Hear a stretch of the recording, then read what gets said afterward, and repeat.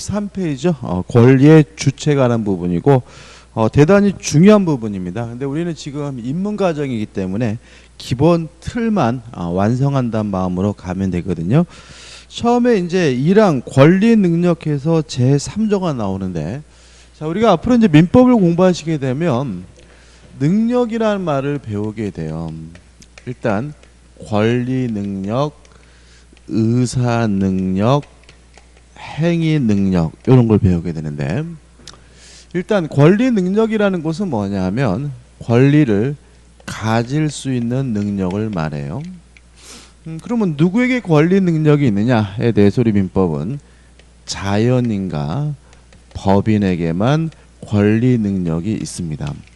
따라서 자연인과 법인을 제외한 나머지 것들은 권리를 가질 수 없다, 권리 능력이 없다는 거 주의하시기 바라고. 그러면 자연인은 권리 능력이 있는데 언제 권리 능력이 있느냐에 대해서 3조에서 규정을 두고 있는 거거든요. 제가 읽어보면 사람은 생존한 동안 권리와 의무의 주체가 된다, 이렇게 되어 있거든요. 따라서 사람은, 자연인은 출생한 때부터 사망할 때까지 뭐가 있는 거죠? 권리 능력이 있는 거다. 따라서 출생하기 전에는 뭐가 없냐면 권리 능력이 없는 거죠. 그래서 출생하기 전에 존재인 태아에 대해서는 원칙적으로 권리 능력이 없다. 태아는 권리 능력을 가질 수가 없다, 이런 취지가 되고요. 다만 예외적으로 태아에 대해서 권리 능력이 인정되는 경우가 있는데 그거는 우리가 예외적인 것이니까 나중에 문제고, 그 다음에 사망을 하게 되면 권리 능력이 상실된다. 따라서 사망한 후에 존재인 시체는, 시신은 뭐가 없는 거죠? 권리 능력이 없는 거죠. 따라서 우리가 태아의 경우에는 출생하기 전에는 권리 능력이 없다는 말은 사람이 아니라는 얘기고요. 그럼 뭐냐에 대해서 우리 판례는 엄마 신체의 일부로 평가가 됩니다. 그래서 가슴 아픈 얘기지만 임산부가 교통사고를 나서 유산하시게 되면 가해자는 사람을 죽인 게 아니라 엄마를 다치게 한 것으로 평가가 됩니다. 따라서 과실치사가 아니라 과실치상이 되고요. 이유는 태아는 사람이 아니고 엄마 신체의 일부라는 것이 법의 태도이기 때문에 그렇고요. 그 다음에 사망을 후에 시신은 물론 권리 능력이 없습니다. 그럼 뭐가 되느냐에 대해서 우리 민법의 태도는 기본적으로 물건으로 보고 있다는 걸 일단 기억해 두시면 되겠죠. 그 다음에 이제 의사 능력이죠. 모든 사람이 다 똑같은 것은 아니고 의사 능력, 스스로 의사를 결정할 수 있는 능력을 우리가 의사 능력이라고 하고요. 이러한 의사 능력이 결여된 사람을 우리가 뭐라 그러냐면 의사 무능력자라고 하고요. 의사 무능력자가 한 법률행위는 뭐가 되냐면 무효가 됩니다. 여기서 좀 생각해 볼 것은 뭐냐면 두 가지인데, 첫째는 누가 의사 무능력자냐, 요 문제인 거거든요. 예를 들어 가지고 어린아이, 젖먹이 어린아이, 유아는 의사 무능력자로 평가가 됩니다. 예를 들어서 3살 먹은 꼬마다 그러면 3살 먹은 꼬마도 출생을 했으니까 뭐는 있죠? 권리 능력은 있지만 3살 먹은 꼬마가 스스로 뭐 할 수는 없어요? 의사를 결정할 수는 없으니까 3살 먹은 꼬마는 뭐가 되죠? 의사 무능력자가 되고요. 만취자다, 그죠? 예를 들어서 술을 이빠이 처먹었습니다. 필름이 끊어졌어요. 그래도 우리가 보통 개 같은 놈 그러더라도 뭐는 맞죠? 사람인 건 맞죠. 권리 능력은 있는 거죠. 다만 만취 상태에서 완전히 필름이 끊어진 상태라면 스스로 의사를 결정할 능력은 없기 때문에 뭐가 되는 거죠? 의사 무능력자가 되는 거죠. 뭐 정신병자 이런 것도 예를 들 수 있고, 근데 실제로 가장 대표적인 사람은 누구냐면 수면 중인 자예요. 잠자고 있는 사람. 예를 들어서 제가 잠을 자고 있어요. 잠을 자고 있더라도 사람이기 때문에 저에게 뭐는 인정이 됩니까? 권리 능력은 인정되겠지만 자고 있는 제가 스스로 뭐 할 수는 없어요. 의사를 결정할 수는 없으니까 수면 중인 자, 잠자고 있는 사람이 대표적인 의사 무능력자가 되고요. 그래서 우리가 실제로는 여러분들이 문제를 푸시거나 교재를 이해하실 때 의사 무능력자여도 상관이 없다 이런 말이 나오면 어린아이여도 상관이 없다 이렇게 이해하기보다는 잠을 자고 있더라도 상관이 없다라고 이해하시는 것이 오히려 명쾌하다는 거 좀 생각해 보시기 바라고요. 그 다음에 두 번째, 의사 무능력자가 한 법률행위는 무효거든요. 자, 무효라는 말은 아무런 효과가 없다는 얘기거든요. 그럼 예를 들어서 매매 계약을 했는데 그 매매 계약이 무효예요. 그러면 매매 대금 줄 필요가 없는 거죠. 따라서 무효라는 말은 아무런 효과가 없다, 이행할 필요가 없다, 이행할 필요가 없다는 말은 이행하지 않더라도 책임지지 않는다는 의미가 돼요. 하여튼 실제로 우리 민법에서는 모든 책임은 유효함을 전제한다는 것도 좀 기억해 두셔야 되고요. 따라서 의사무능력자의 법률행위는 무효라는 말은 의사무능력자는 자신의 행위에 대해서 책임지지 않는다. 책임질 필요가 없다. 이런 의미가 되고요. 따라서 의사무능력자와 비슷한 의미로서 뭐가 있냐면 책임무능력자가 있는 거죠. 그래서 이 의사무능력자와 책임무능력자는 같은 개념으로 이해하고요. 다만 불법행위에서는 책임무능력자다라고 한다는 정도만 생각해 보시면 돼요. 정리해 볼까요? 자, 스스로 의사를 결정할 수 있는 사람을 우리가 의사 능력이라고, 이것이 결여된 사람은 의사 무능력자고요. 의사 무능력자가 한 법률행위는 무효이기 때문에 의사 무능력자는 자신의 행위에 대해서 책임지지 않습니다. 따라서 의사 무능력자는 자신의 행위에 대해서 책임지지 않으니까 결국은 의사 무능력자는 뭐가 되는 거죠? 책임 무능력자가 된다는 거 기억해 두시기 바랍니다. 근데 여기서 좀 문제가 있습니다. 자, 어린아이는 의사 무능력자다. 제가 3살 먹은 꼬마 아이를 얘기했죠. 근데 3살 먹은 아이는 명백해요. 의사 무능력자예요. 근데 12살 먹은 아이는요. 15살 먹은 아이는요. 대단히 애매해지거든요.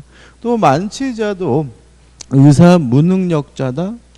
얼마나 술을 처먹어야 만취자인지도 대단히 애매합니다. 저같이 술을 잘 못 먹는 사람은 조금 먹어도 만취자가 될 거고요. 술을 잘 드시는 분들은 많이 드셔도 만취자가 아니거든요. 그래서 이 의사 무능력자라는 개념은 대단히 애매해요. 케이스 바이 케이스고 때에 따라 다르고 상황에 따라 다르거든요. 그래서 이 의사 무능력자라는 개념은 민법에 규정을 두고 있지 않습니다. 그럼 민법에는 뭘 규정을 두고 있냐면 이렇게 능력이 부족하거나 결여된 사람을 유용화, 정형화 해가지고 따로 규정을 두고 있는데요. 요 유용화, 정형화에서 따로 규정하고 있는 사람을 우리가 뭐라 그러냐면 제한 능력자라고 하는 거죠. 그 다음에 이렇게 능력이 없거나 부족한 사람을 유용화, 정형화해서 따로 규정을 두고 있고 이 사람은 우리가 제한 능력자라고 하고요. 이러한 제한 능력자가 한 법률행위는 뭐 할 수 있냐면 취소하는 것이 가능합니다. 일단 무효와 취소에 대해서 아직 정확한 개념이 없기 때문에 혼란스러울 수가 있는데 뒤에서 자세히 할 거고요. 간단하게 말씀드리면 성립은 했지만 아무런 효과가 없는 건 무효고요. 일단 유효한 것을 소급적으로 무효화시키는 걸 우리가 취소라고 하거든요. 따라서 제한 능력자의 법률행위는 무효가 아니라 취소할 수 있다는 말은 일단은 유효한데 취소하게 되면 소급해서 무효하게 된다. 이런 의미가 되는 거거든요. 아무튼 제한 능력자의 법률행위는 뭐 할 수 있습니까? 취소할 수가 있습니다.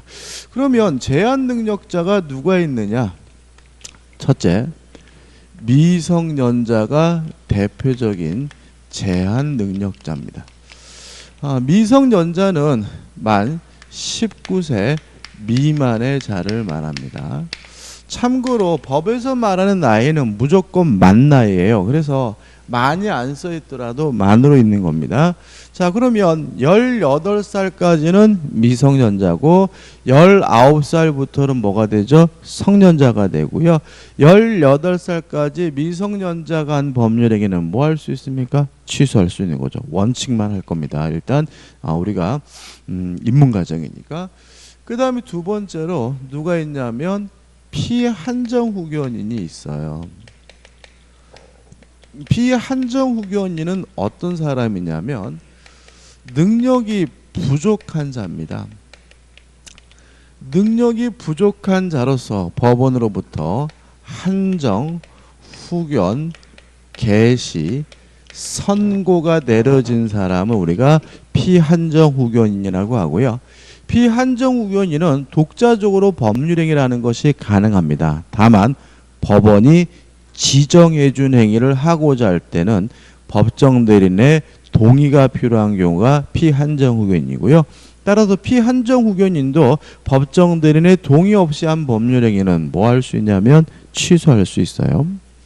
그 다음에 세 번째로 피성년후견인이죠. 자, 피성년후견은 누구냐면 능력이 부족한 자가 정도가 아니라 결여된 자예요. 결여된 자로서 법원으로부터 성년, 후견, 개시, 선고가 내려진 사람 우리가 피성년후견인이라고 하고요. 일단 차이점은 정도의 차이가 있죠. 능력이 결여된 자도요. 그 다음에 피성년후견인은 아예 능력이 결여된 사람이기 때문에 이 사람은 원칙적으로 독자적으로 법률행위를 할 수가 없습니다.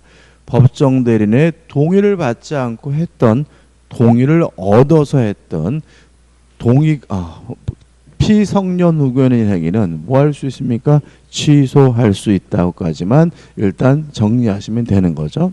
자, 여기까지가 권리의 주체에 관한 개괄적인 내용이에요. 자, 이 정도만 일단 기억하시고 자세한 것을 우리가 다음 강의 때 들어갈 거죠. 자, 교재 보시면 굉장히 어려운 내용이 나오는데 일단 민법은 기본 틀이 중요한 과목이니까 기본 틀을 확실하게 먼저 내 것으로 가져가시면 돼요. 이 정도만 일단 기억하시면 되겠죠. 자, 이제 우리는 어디로 갈 거냐면요. 페이지 71페이지의 주소로 갑니다. 일단 주소에 대해서도 좀 생각을 해 보셔야 되는데 일단 주소가 뭐냐에 대해서 우리 민법은 생활의 근거가 되는 장소, 생활의 중심이 되는 장소를 우리가 주소라고 합니다. 따라서 주민등록지는 주소가 아니에요. 주민등록지는 주소가 아니고요. 그 사람이 어디에 주민등록을 하고 있든지 그것은 고려하지 않고 그 사람의 실질적인 생활의 근거, 생활의 중심이 되는 장소가 뭐가 돼요? 주소가 되거든요. 이걸 우리가 뭐라 그러냐면 실질주의라고 합니다. 그 다음에 주소는 여러 곳일 수가 있습니다. 다시 말하면 생활의 근거가 되는 곳은 한 곳이 아니라 여러 곳일 수가 있기 때문에 주소도 여러 곳일 수 있고요. 따라서 주소는 여러 곳일 수 있다. 우리 민법은 복수주의를 채택하고 있고요. 그 다음에 또 우리 민법은 주소에 대해서 생활의 근거가 되면 되고요. 뭐 주관적으로 주소를 갖겠다라는 적극적인 의사는 요구하지 않아요. 이걸 우리가 뭐라 그러냐면 객관주의라고 하거든요. 왜 그런지 이유를 말씀드리면 만약에 주소를 갖기 위해서는 생활의 근거가 된다는 객관적 요건에 주관적으로 주소를 갖겠다라는 의사가 필요하다라고 이해한다면 결국 의사 무능력자는 주소를 가질 수 없다는 논리에 도달하게 되거든요. 의사 무능력자에게도 뭐는 있어야 됩니까? 주소는 있어야 되겠죠. 따라서 주관적 필요가 없는 객관주의를 채택하고 있는 거죠. 다시 한번 정리해 볼까요? 자, 주소란 뭐냐? 형식적인 주민등록지가 아니라 실질적으로 생활의 근거가 되는 장소가 주소다. 이게 뭐죠? 실질주의고. 또 생활의 근거가 되는 장소는 여러 곳일 수 있으니까 주소도 뭐 할 수 있어요? 여러 곳일 수 있다. 이게 뭐죠? 복수주의고. 또 생활의 근거가 되면 되고요. 주관적 의사를 가질 필요는 없다. 따라서 객관주의고, 따라서 의사 무능력자도 뭐가 될 수 있어요? 주소가 될 수가 있는 거죠. 자, 이것과 구별해야 될 개념은 뭐냐면 생활의 근거가 되는 장소가 주소고요. 그 정도는 아니지만 어느 정도 장소적 밀접성이 있으면 거소라고 하고요. 단순히 그냥 아무런 생활의 근거와 관련이 없이 그냥 머물고 있는 장소를 우리가 현재지라고 한다. 우리 민법은 주소가 없으면 거소가 주소다라고 민법에 규정을 두고 있고요. 그 다음 마지막으로 뭐냐면 가주소라는 거 기억해 두시면 됩니다. 자, 가주소는 이런 얘기입니다.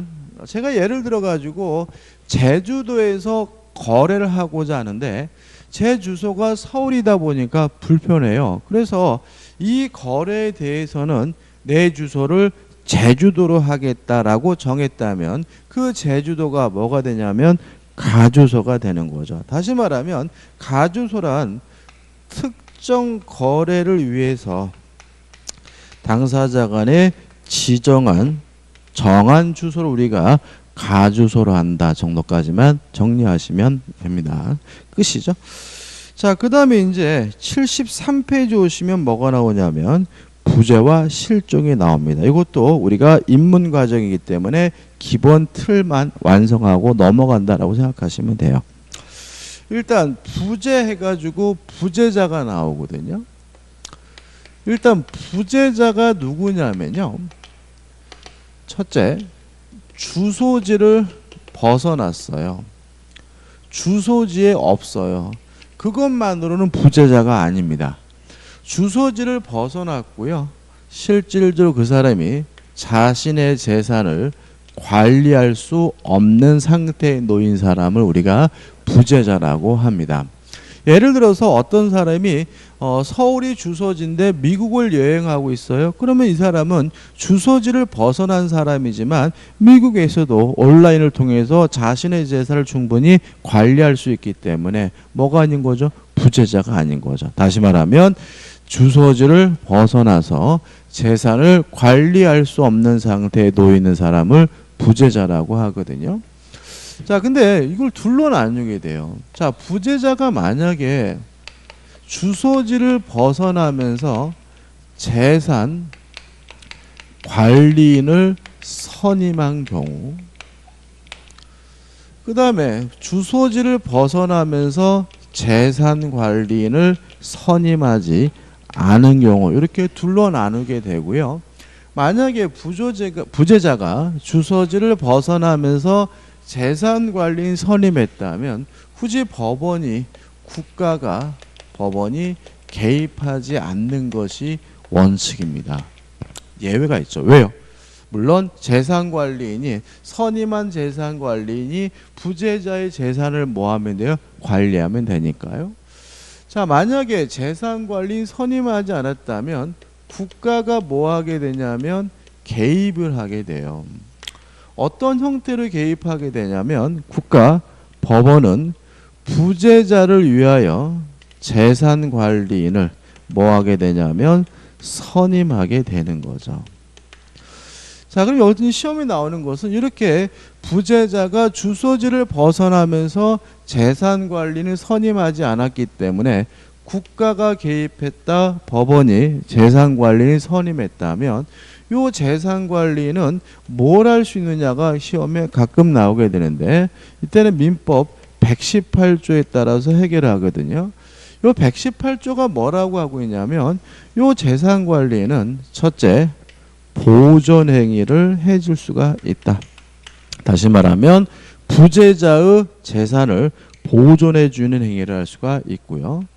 또 두 번째, 성질이 변하지 않는 범위 내에서 이용행위도 할 수 있고 개량행위도 할 수가 있는 거죠. 따라서 이 법원이 선임한 재산관리는 보존행위와 성질이 변하지 않는 범위 내에서 이용행위와 개량행위만 할 수 있으니까 처분행위는 할 수가 없고요. 또 성질이 변하지 않는 범위 내에서 이용 계량 행위를 할 수가 있으니까 성질이 변하는 이용 행위도 할 수 없고 계량 행위도 할 수가 없는 거죠.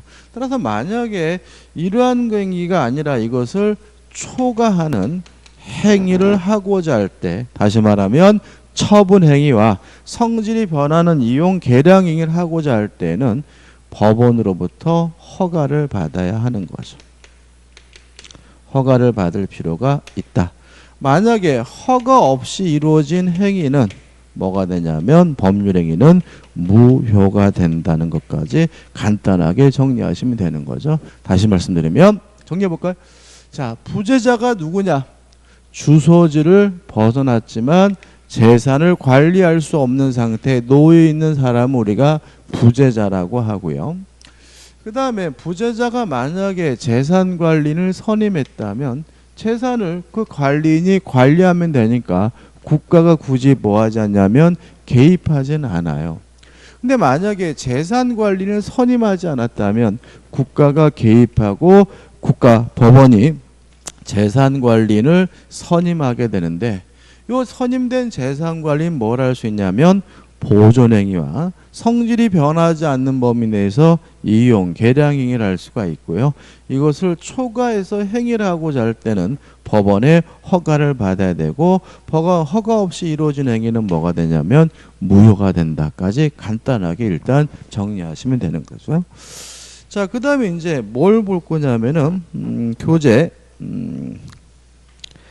페이지 78페이지 오시면 실정 선고 제도가 나오거든요.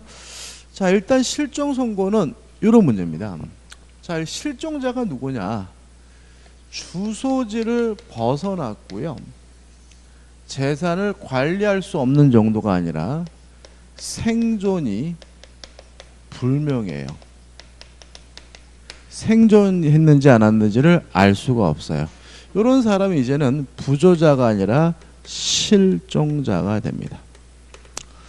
자, 그러면 이해관계인은 이런 실종자에 대해서 생사가 확인된 때부터 몇 년 동안 기다려줘야 되냐면 5년 동안 기다려줘야 돼요.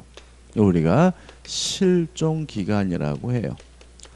자, 실종기간이 지났는데도 불구하고 이 사람의 생사가 여전히 확인되지 않는다면 법원에다가 실종선고를 청구할 수가 있습니다. 요 실종선고 청구는 아무나 할 수 있는 것이 아니라 검사나 이해관계인만 청구할 수가 있어요.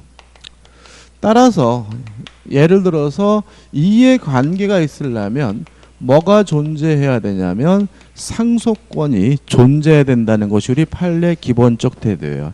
따라서 만약에 아무리 가까운 친족이라 하더라도 상속권이 없다면 그 사람은 이해관계가 없기 때문에 실정선고를 할 수가 없고요. 이러한 실정선고를 받은 법원은 공시채고를 절차를 거쳐서 법원이 실정선고를 하게 되면 이 사람은 실종기간이 만료된 때부터 5년이 만료된 때부터 사망한 것으로 뭐가 되냐면 간주가 돼요. 이걸 우리가 실정선고라고 합니다. 예를 들어 다시 한번 설명드릴까요? 자, 갑과 을이 부부인데 갑이 남편이 회사로 출근을 냈어요. 출근하고 나서 집에 안 들어오는데 아무런 연락도 없이 인간이 나타나질 않아요. 죽었는지 살았는지를 알지 못해요. 그러면 우리 평생 동안 청산갑으로 살아야 되느냐? 그건 아니라는 거죠. 최소한 몇 년은 기다려줘야 돼요? 5년은 기다려줘야 되는 거죠.